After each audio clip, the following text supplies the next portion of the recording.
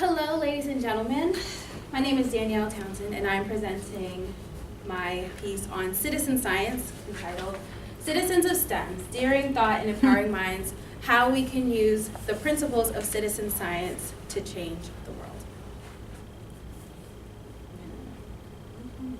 Okay, here we go. All right, so this little girl, in her first 10 years of life, was a board-only child. And so she used her imagination and curiosity to make believe and build a world around her. Her favorite thing that she would do was to play doctor.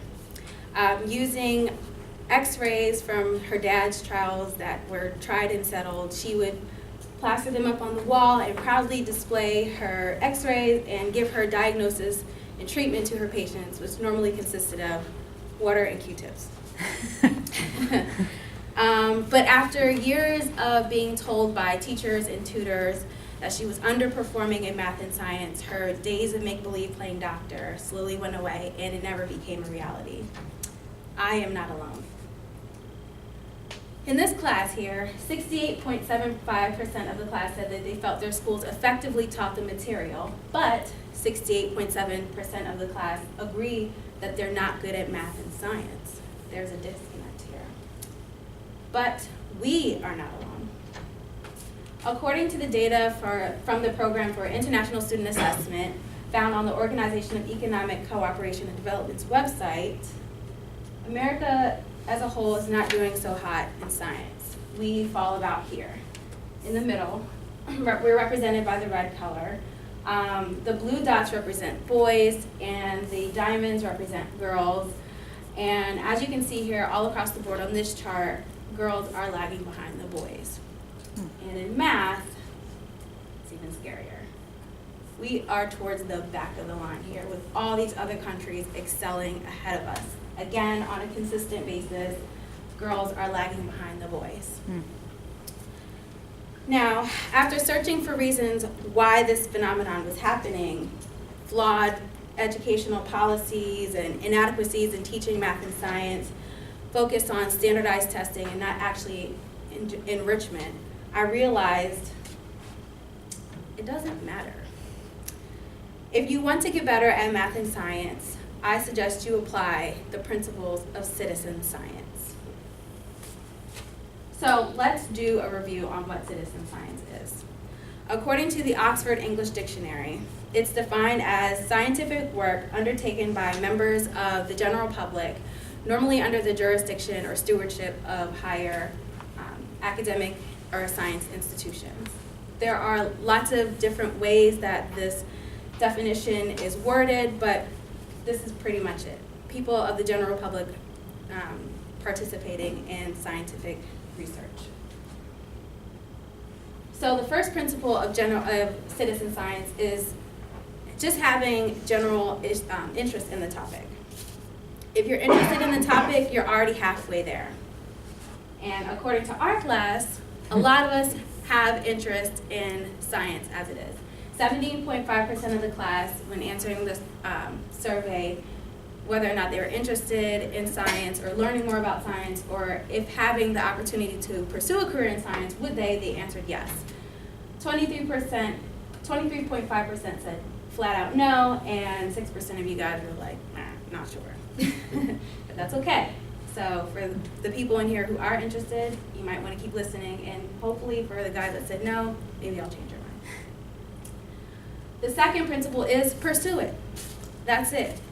When you're pursuing it, ask questions, reach out to people who are already doing it, read, go to the library, but just throw yourself into the topic. And I'll give you a couple of examples of citizen scientists. So this first guy, his name is Clyde Timbo. He's from Kansas, and he was known for discovering the dwarf planet of Pluto. His dreams of going to college were destroyed because the crop on his family farm was destroyed by a hailstorm, so he couldn't go off to college. But this didn't stop him. He created telescopes and mirrors and other observatory tools to keep going with his work. He kept sending it off to the local college, and eventually they gave him a position there so that he could continue his work, even without a degree. So because of that, because if he stayed focused on his dreams, he was able to shoot for the stars. Ha ha ha. Words. He was an astronomer. Ha ha ha. Okay. We got it. This person, Megan Isidore, I actually have a personal connection with. She went to college with my dad in the 70s and 80s at William & Mary, where she studied English. After she graduated, she just worked jobs, whatever. But she noticed that in her home in San Francisco, the creek that ran behind her house that used to have salmon swimming upstream in it were dissipating. So she went on a journey to figure out what was going on, and she was able to restore salmon back to the creek in her backyard. This work also led her to figuring out that river otter wildlife was also being jeopardized as well. So she went on to create an organization called River Otter Ecology Project, and I'll show you this one now. A minute of this video where she talks about her work. Exploring, understanding, and celebrating the natural world of the San Francisco Bay Area. Bay Nature on the air. We started our project because we had discovered that river otters had been making a surprising recovery. We sent motion detector cameras out in remote areas where we know otters are going.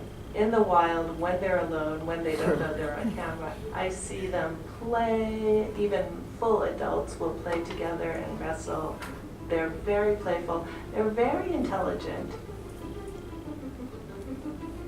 River otters had been extirpated from most of the Bay Area as of at least the 1950s or 60s, and that means that they were no longer there.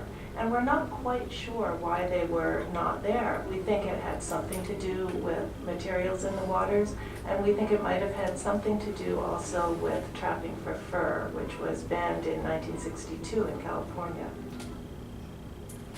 Yay, Megan. How do I go back? Just click on the slide, the PowerPoint thing on the Oh, bottom. okay.